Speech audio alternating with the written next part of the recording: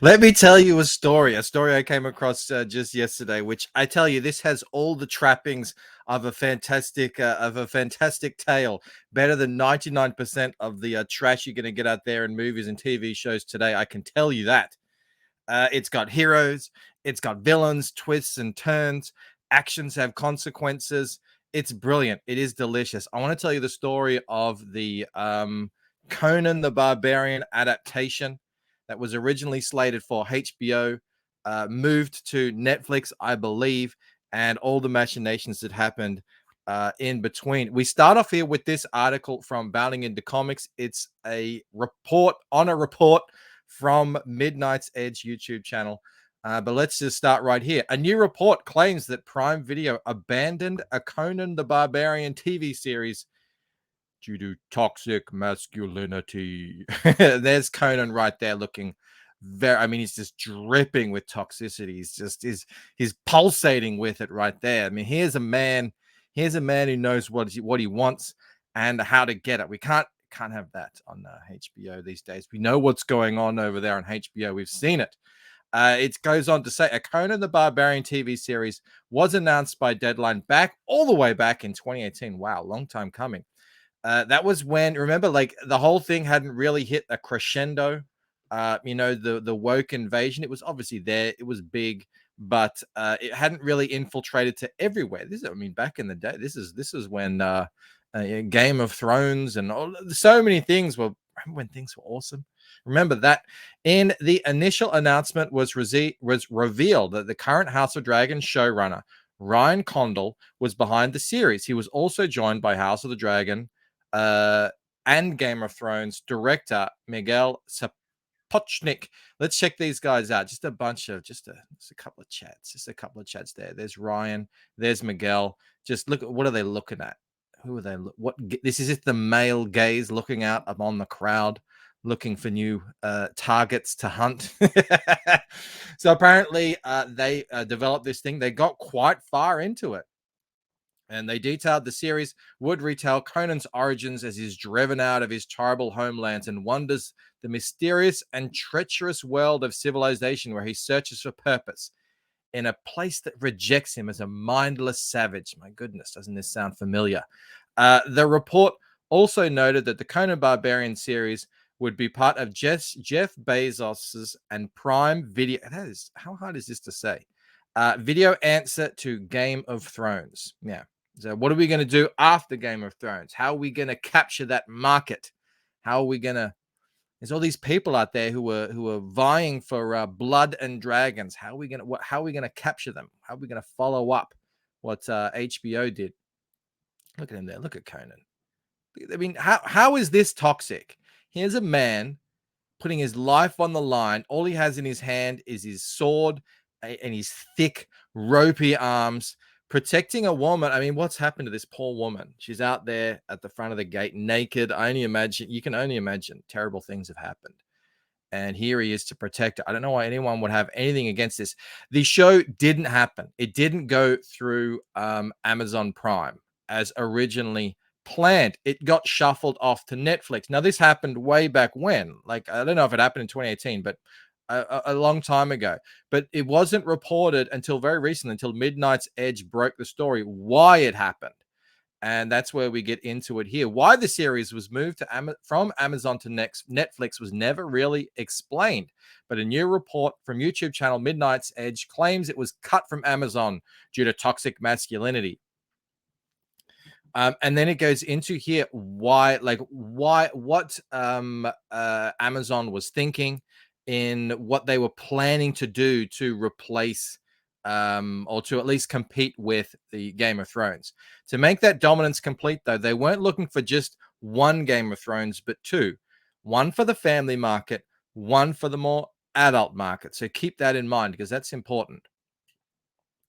It was perfect. So this is the showrunners now. Ryan Condal describing why Conan would have been such a great replacement for Game of Thrones when it finished.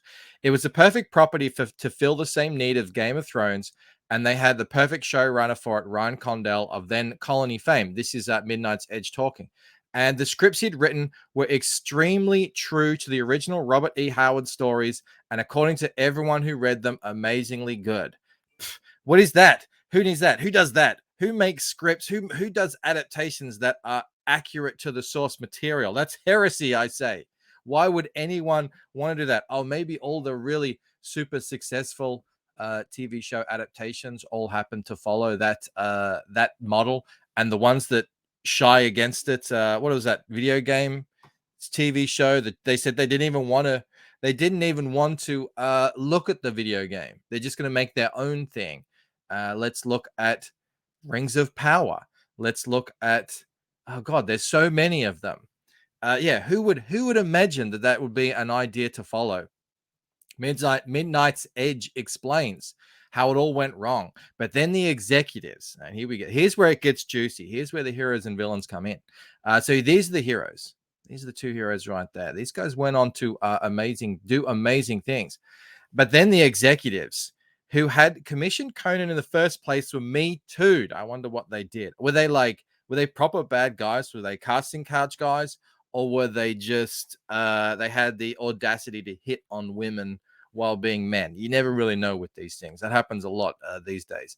They were replaced with this woman, Jennifer Salke. Is this here her? This is her here. Okay, this is Jennifer Salke. She came in and she said, What? Conan? Ugh, toxicity. I don't want to be this woman. This isn't representative of the modern woman. This isn't what the modern day man should aspire to be. Muscular and just popping with testosterone, saving the damsel in distress. No. That's not what anyone wants, is it? Women don't buy romance novels that are pretty much this by the hundreds of millions every year, do they? No. That's not what's going on. She came in to clean up Amazon, both in terms of culture and content. Doesn't this sound familiar? What's the name of the woman who's in charge of Lucasfilm? Kathleen Kennedy. The Force is female. Why does this keep happening? Well, we know why it keeps happening, but let's laugh at it together, shall we? He then specifically claims Salke canned the show due to toxic masculinity and replaced it with Wheel of Time. Wheel of Time. Is anyone talking about Wheel of Time? I didn't even know that was a show. Where others saw the next Game of Thrones in Ryan Condell's Conan scripts, Jennifer saw only toxic masculinity. As such, Ryan was fired, Conan was scrapped, and Salke picked Wheel of Time to be Amazon's more adult-orientated Game of Thrones replacement. Although she was sure to make it even more female-centric than it already was, just to be sure there would be no toxic masculinity. So yeah, she canned this and spearheaded, who are we talking about here? She canned this and then she spearheaded this. Wait a minute. Is this the same woman? is Guy Ladriel a self-insert for Jennifer Salke? What is going on here? Has anyone made this connection before? So this is the family-orientated version. This is the family-orientated answer. Remember, they were going to do 2 fantasy offerings to capture a family market and a more adult market. So this is the family, and this is apparently the adult version. This is Wheel of Time, or maybe it's I don't know what is this.